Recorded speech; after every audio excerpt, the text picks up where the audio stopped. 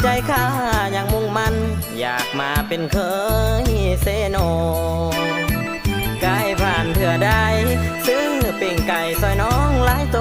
หัวใจอ้ายหล่นที่เซโนตั้งแต่วันซื้อปิ้งไก่เซโนแม่นเจ้าจะเป็นทางผ่าน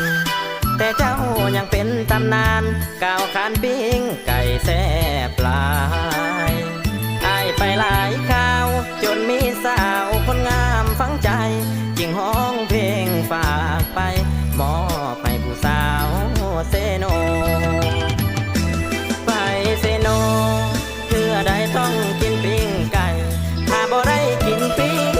ไก่เหมือนบ่ได้ไปเซโน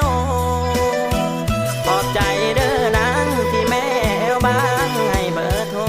ย้อนอยากเป็นเคยเซโนจึงขอเบอร์โทรหน้ามน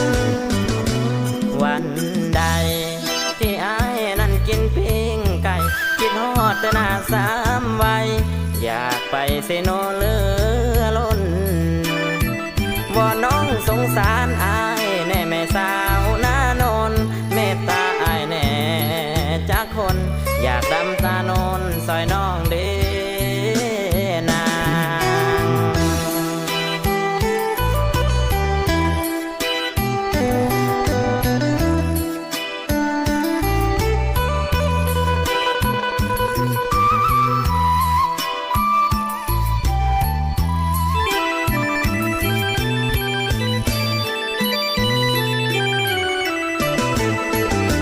ไปเซโนเพื่อได้ต้องกินปิ้งไก่ถ้าบ่ได้กินปิ้งไก่เหมือนบ่ได้ไปเซโนขอบใจเด้อนางที่แม่เอาบ้างให้เบอร์โทรย้อนอยากเป็นเคยเซโนจึงขอเบอร์โทรหน้ามนวันใด